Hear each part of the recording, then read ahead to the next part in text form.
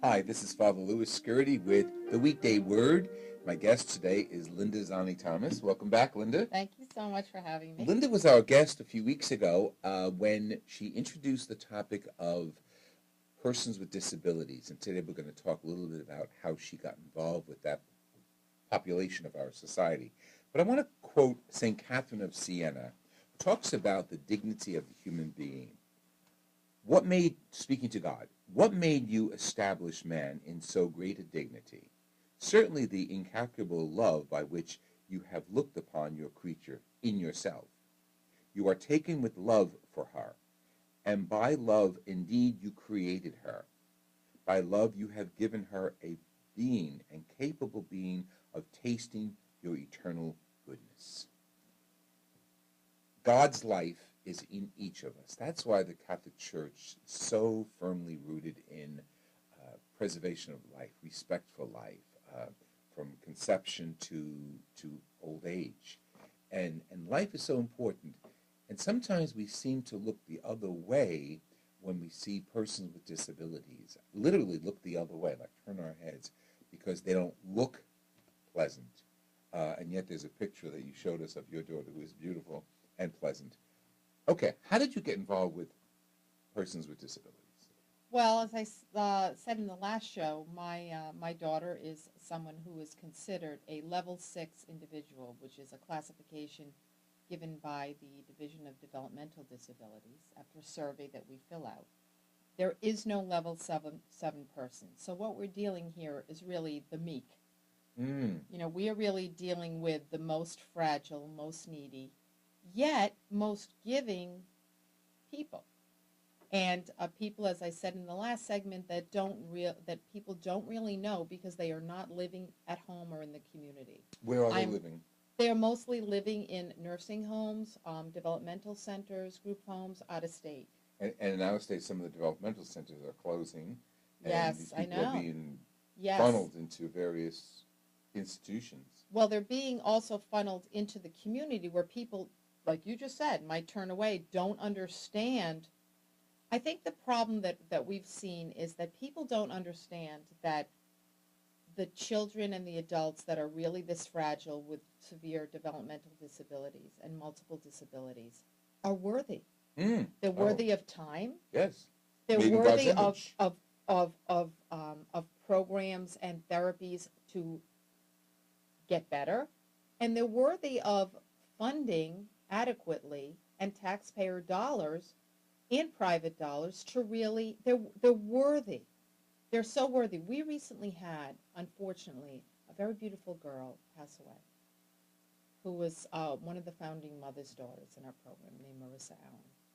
And at her funeral service, a priest came in and he bellowed that Marissa was a saint, and he bellowed, Saint Marissa, because she had never done anything to harm another soul. Wow. And she was just so giving. She was like an angel. And hundreds of people came to see her off because she was a member of the community, a member of a family, and someone who everybody felt was worthy. Although she couldn't speak and could barely move, it was beautiful. And this is the type of people that we're talking about today. And in my past, I was chaplain at the Developmental Center in Totowa, and one building, Nice, as you know, had that population.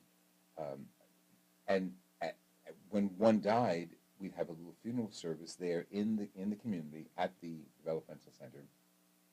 So the residents who knew the person would come. And to the last one, whenever a worker, an aide, got up to speak about the person who passed, they would talk about the intense love that they had for each other.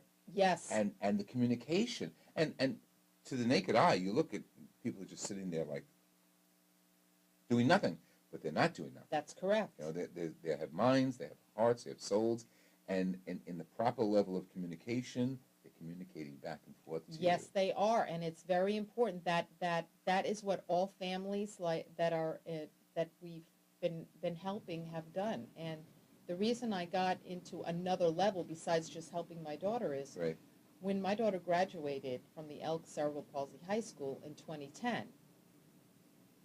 they hit a brick wall. I mean, the students from that year, really the day programs that they go to after they come out of their educational entitlement, Right. there is a severe lack of them. There's a lack of quality programs, and there's a lack of supports. Again, you're looking at 505 individuals when they graduate across the whole state of New Jersey. Right. That's not a lot. There's going to be more now that the developmental centers, they're Yes, coming in the yes. community. But I have to tell you, as this chart illustrates, and I will explain this chart, this is why I said in the last segment we're on fumes. We have dedicated ourselves to trying to help the 505 individuals that are at home. The ones at the developmental centers and the ones out of state, they have their own advocacy groups. Right. And they're doing a wonderful job of trying to make the community better for their individuals. We're doing it for us. This is a little map of Bergen and Passaic County. This is showing that the developmental center here, putting people into the community, it is showing that there is a lack of day program spaces, period, because they're very expensive.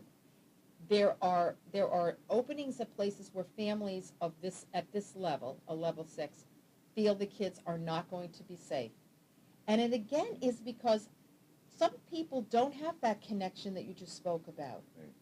But a lot of people do. And one of the places around that's has done a terrific job is the Elks Adult Treatment Center in Clifton. They have, I mean, the people that are in day programs at this level are, again, one step away from going into a nursing home or a developmental center. So the circle is perpetuating, and what's needed is great day programs. So they go to the day program, and then they go home. Yes, they can Their go own home. parents, So the right, parents right. can work to keep them at home. Right. I can tell you, it's extremely expensive to raise one of these children at home. The medical expenses that are not covered, our medical situation at home is declining.